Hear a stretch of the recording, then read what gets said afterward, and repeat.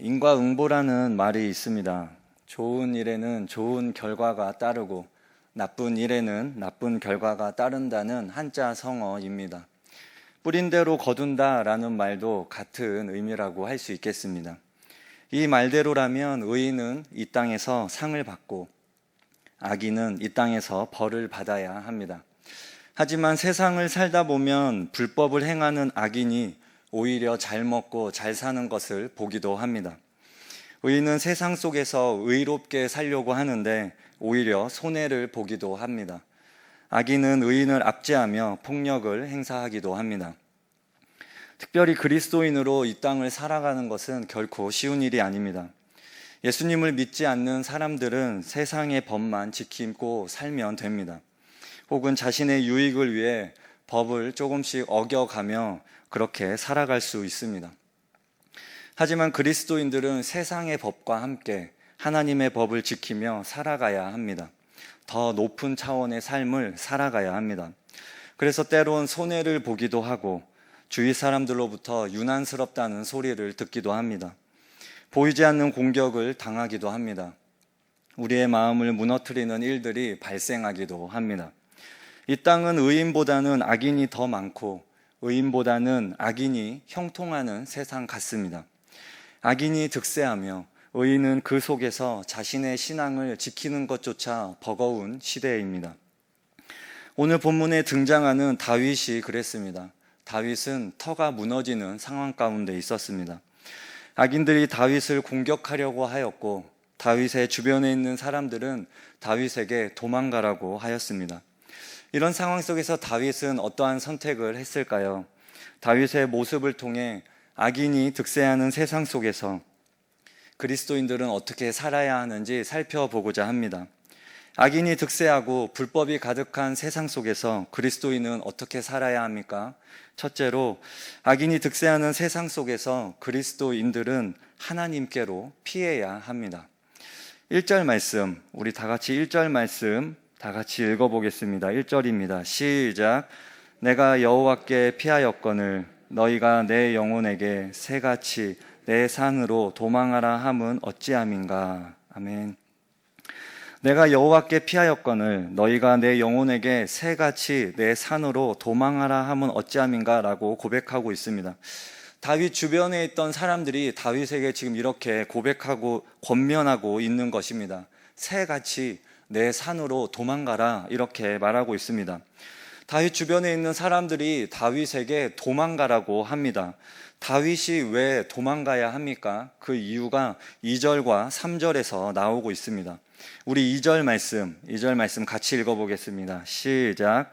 악인이 활을 당기고 화살을 시위에 먹이며 바른 자를 어두운 데서 쏘려 하는도다. 아멘.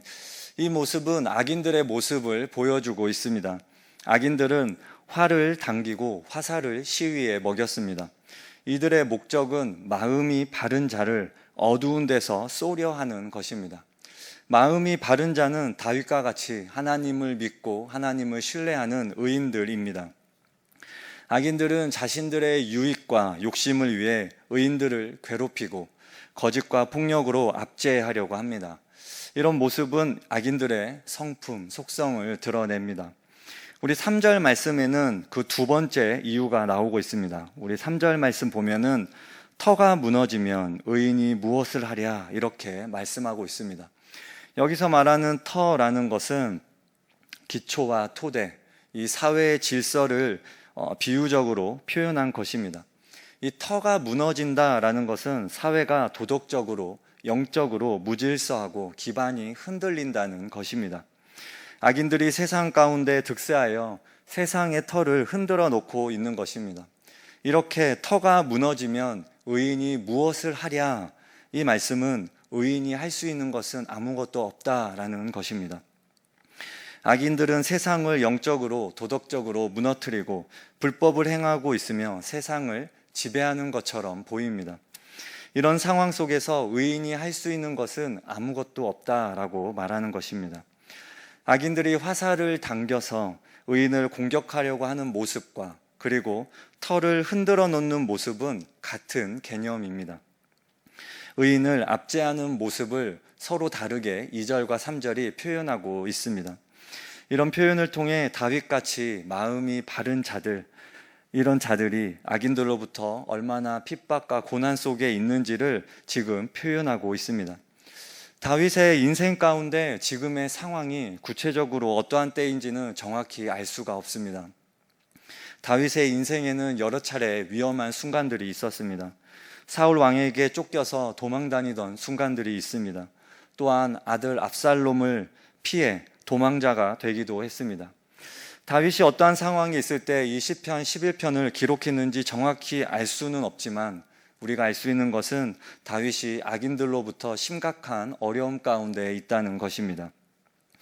그렇다면 다윗은 악인이 자신을 공격하고 터가 무너지는 그런 상황 속에서 어떠한 선택을 했을까요? 마음이 무너지고 좌절될 때 다윗은 어떠한 선택을 했습니까? 다윗은 여호와께 피하였습니다. 1절 말씀 보면 내가 여호와께 피하였거늘 이라고 다윗이 고백하고 있습니다. 다윗은 사람에게 피하지 않았습니다. 나를 도와줄 사람, 나에게 힘이 되어줄 사람을 찾아다니지 않았습니다. 다윗은 악인들에게 복수하려고 하지도 않았습니다. 자신과 함께하고 있는 사람들을 훈련시켜서 복수하거나 싸우려고 하지도 않았습니다. 다윗은 그저 여호와께 피하였습니다. 여호와께 피하는 것이 다윗의 선택이었습니다.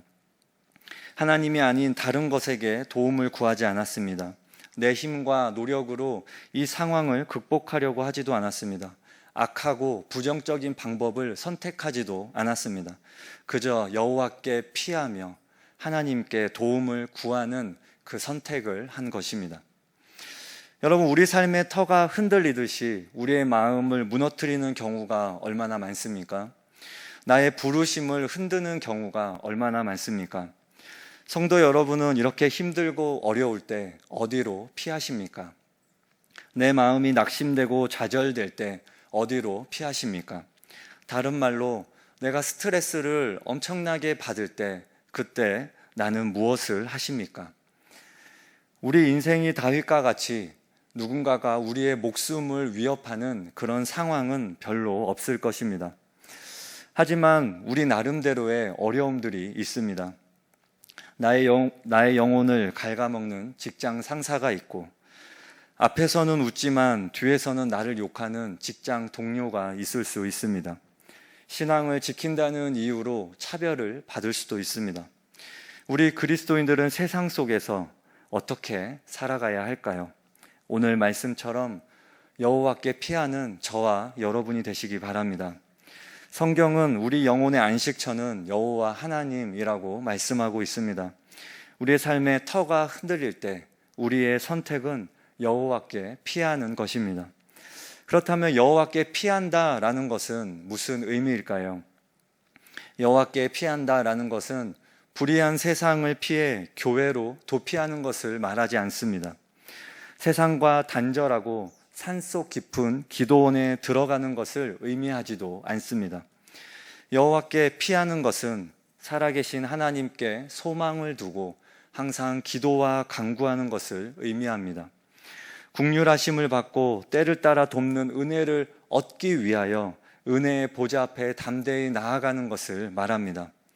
하나님께 불의한 상황을 올려드리고 악인을 두려워하지 않고 의로운 삶을 지속해 나가는 것을 의미합니다. 마음이 무너지고 부르심이 흔들리는 순간에 시편 11편은 하나님께 피하라 라고 말씀하고 있는 것입니다. 우리가 이 피한다라는 것을 생각해 볼 때 우리는 문제가 생기면 누구한테 피할까요? 아무한테나 피합니까? 나를 괴롭히는 직장 상사한테 내가 피합니까? 그렇지 않습니다.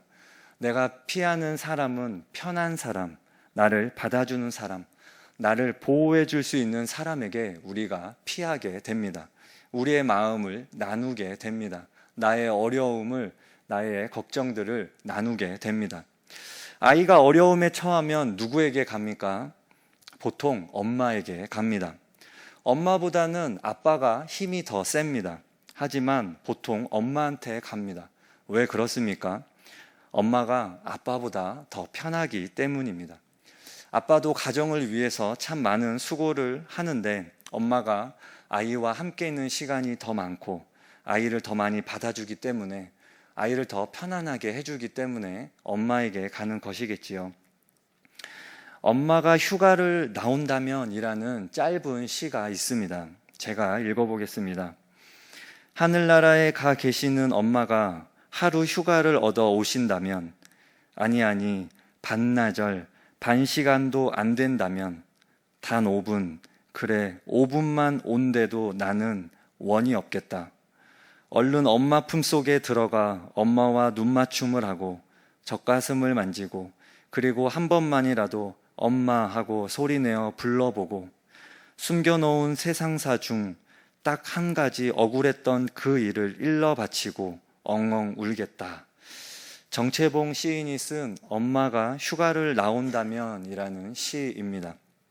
엄마를 향한 그리움, 그리고 나를 언제나 받아줄 것 같은 엄마의 모습이 그려집니다. 엄마는 그런 존재이지요. 그리움의 대상이며 언제나 내 편이 되어줍니다. 하나님은 엄마와 같이 우리를 받아주시는 분입니다. 엄마 품속에 들어가 억울한 일을 일러 바칠 수 있는 그런 엄마 같은 존재가 바로 하나님입니다. 그래서 우리는 하나님께 피할 수 있습니다.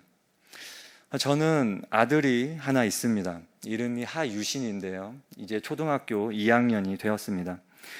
제가 초등 1부를 맡고 있는데 초등 1부 예배를 마치고 그리고 교사 회의가 끝나고 사무실에 올라가려고 했는데 왠지 2부 주교에 가고 싶었습니다. 그래서 2부 주교에 갔더니 마침 선생님이 저를 급하게 불렀습니다. 가봤더니 유신이가 토를 했습니다. 토를 아주 많이 했습니다. 과연 이게 이 아이의 입에서 정말 다 나올 수 있을 것인가 생각될 정도로 정말 많은 토를 바닥과 자신의 옷에 이렇게 했습니다.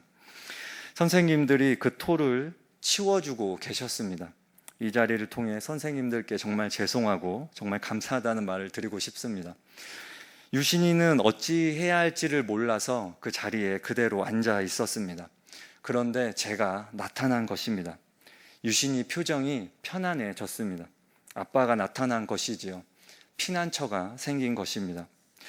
우리가 하나님께 피한다고 할 때 하나님이 편해야 합니다.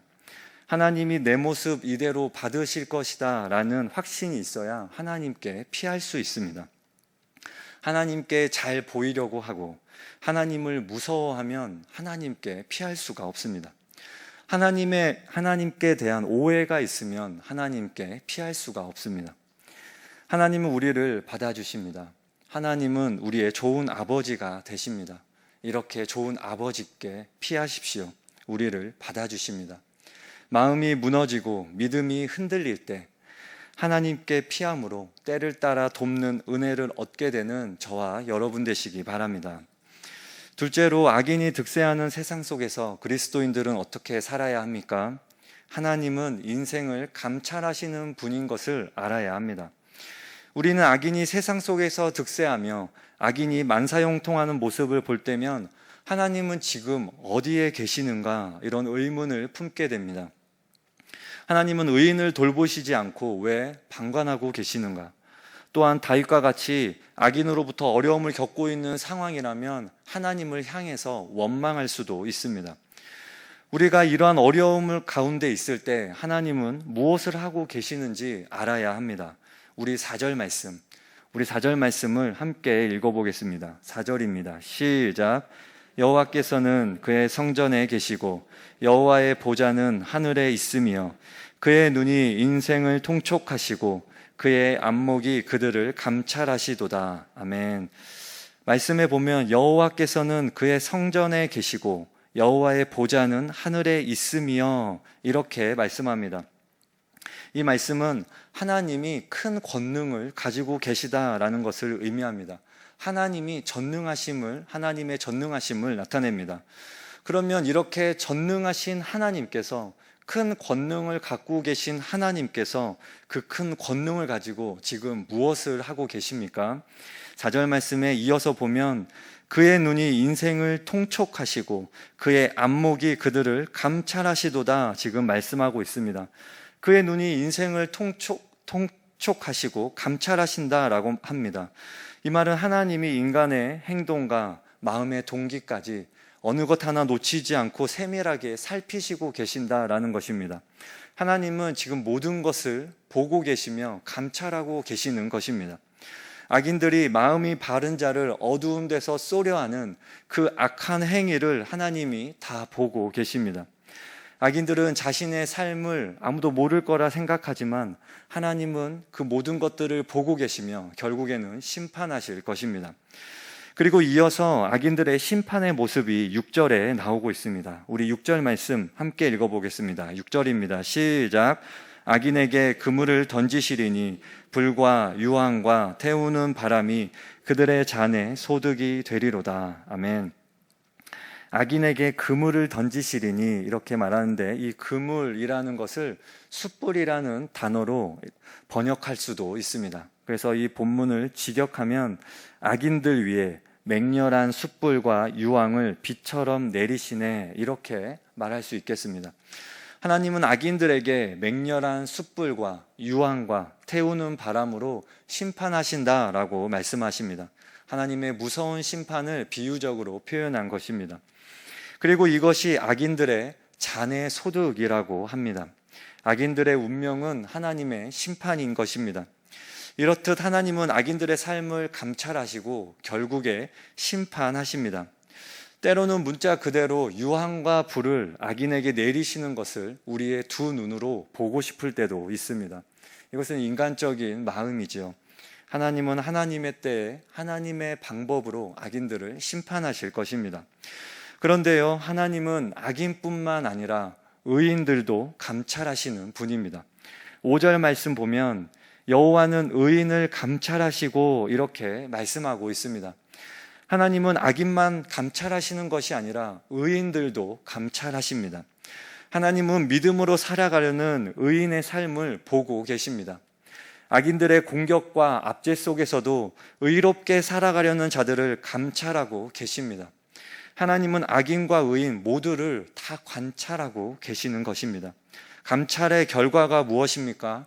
악인들의 결과는 심판입니다. 하지만 의인들의 결과는 영광입니다.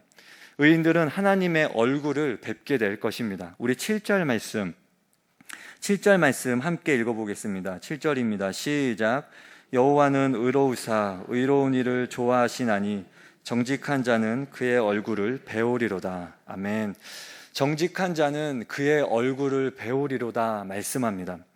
이것은 고난에서 건져져 하나님의 은혜를 누리게 된다라는 것을 비유적으로 표현한 것입니다. 세상 속에서 악인들이 득세하고 불법이 가득한 것 같아도 그 속에서 믿음으로 살아가려는 사람들이 있습니다. 하나님은 그들의 삶을 감찰하고 계시고 그 결과는 영광입니다. 하나님의 얼굴을 뵙는 영광, 하나님의 은혜를 누리는 영광을 경험하게 될 것입니다. 우리가 인생을 살다 보면 감찰하시는 하나님을 경험하고 싶을 때가 많이 있습니다. 그래서 악인들이 벼락을 맞아서 벌을 받는 것을 보고 싶기도 합니다. 내 마음에 상처를 주고 나를 힘들게 하는 그 사람이 벌을 받는 것을 보고 싶기도 합니다. 또한 의인들, 하나님을 잘 섬기는 사람들이 상을 받는 것을 보고 싶기도 합니다. 이 세상에서 돈을 많이 번다든지 사업이 잘 된다든지 우리가 읽은 말씀처럼 하나님의 얼굴을 뵙는 영광을 경험했으면 좋겠습니다. 그리고 이런 의인들 그룹에 저와 여러분이 있기를 소망합니다. 하지만 제가 서두에 이야기했듯이 인생을 살아가다 보면 악인이 잘 되는 경우도 있습니다. 나를 힘들게 하는 그 사람이 잘 되는 경우도 있습니다. 의인이 오히려 어려움을 당하기도 합니다. 하나님이 불의한 분인가요? 하나님은 공평하지 않는 것일까요? 우리가 이 모든 것을 다 이해할 수는 없습니다. 하나님이 왜 지켜보고만 계시는지, 하나님의 뜻이 무엇인지 우리가 다 이해할 수는 없습니다. 하지만 성경에는 각 사람의 행위대로 심판하시겠다는 그런 말씀들이 여러 군데 나옵니다. 악인에게는 심판으로, 의인에게는 하나님의 얼굴을 뵙는 영광으로 상을 주실 것입니다. 우리가 할 일은 하나님의 심판이 있다는 것을 믿는 것입니다. 하나님이 하나님의 자녀들을 지키시고 보호한다는 그 믿음을 가지는 것입니다. 그리고 우리에게는 하나님의 얼굴을 뵙는 영광이 기다리고 있습니다. 하나님은 지금도 인생들의 삶을 감찰하신다는 것을 기억하며 하루하루 믿음으로 살아가는 저와 여러분 되시기 바랍니다. 악인이 득세하는 세상입니다. 자신의 이익을 위해, 자신의 욕망을 위해 불법을 행합니다. 또한 바르게 살아가는 사람들에게 오히려 거짓과 폭력을 행사하기도 합니다. 그들에 의해 도덕적 질서가 무너지고 터가 흔들리는 경험을 하기도 합니다. 이런 세상 속에서 가장 편한 방법은 불의에 대해서 침묵하거나 타협하면 됩니다. 그들과 똑같이 살면 됩니다. 돈을 피난처로 삼고 인간적인 방법들을 피난처로 삼아서 살아가면 됩니다. 또한 다른 성도들에게도 똑같이 권면하고 충고하면 됩니다. 그러면 편하게 살 수 있습니다. 하지만 우리에게는 다른 방법도 있습니다. 하나님께 피하는 것입니다. 진정한 피난처 되시는 하나님께 피하는 것입니다. 악인을 두려워하지 않고 의로운 삶을 지속하는 것입니다. 세상 속에서 빛과 소금이 되라는 우리의 부르심을 포기하지 않는 것입니다. 새같이 산으로 도망하라는 충고를 과감하게 거절하고 우리의 삶을 지속해 나가는 것입니다. 그때 우리는 하나님의 얼굴을 뵙는 은혜를 경험하게 될 것입니다. 많은 사람들이 세상 속에서 다 똑같이 살아가는 것 같습니다. 조금씩 불법을 행하고 나에게 이롭게 그렇게 불법을 행하면서 모든 사람들이 다 살아가는 것 같습니다. 때로는 같이 교회 다니는 성도들 안에도 그런 모습들을 솔직하게 볼 때도 있습니다. 하지만 그 속에서도 때로는 내 삶에 손해를 볼지라도, 때로는 내 삶이 사람들로부터 이해받지 못할지라도 그 속에서도 여전히 하나님의 말씀을 지키며 의롭게 살아가려는 그런 사람들이 있습니다. 때로는 내가 손해 볼지라도, 때로는 내가 세금을 더 많이 낼지라도, 그럴지라도 하나님의 뜻대로 살아가려는 그런 의인들이 이 땅 가운데 있습니다. 그 의인들이 우리 눈에 잘 보이지 않을 뿐이지 여전히 그 의인들이 이 땅 가운데서, 그 또 교회 안에 있습니다. 그들의 기도와 그들의 삶과 그들의 헌신을 통해 이 땅이 여전히 그리스도인들이 힘을 낼 수 있는 것입니다. 그들의 모습을 통해 이 땅에 있는 교회가 여전히 이 땅에서 빛과 소금의 역할을 감당할 수 있는 것입니다. 저와 여러분들이 이런 사람들 됐으면 좋겠습니다. 때로는 손해보고 좀 어려울지라도 그래도 여전히 하나님의 말씀을 지키며 의롭게 살아가는 저와 여러분 되시기 바랍니다.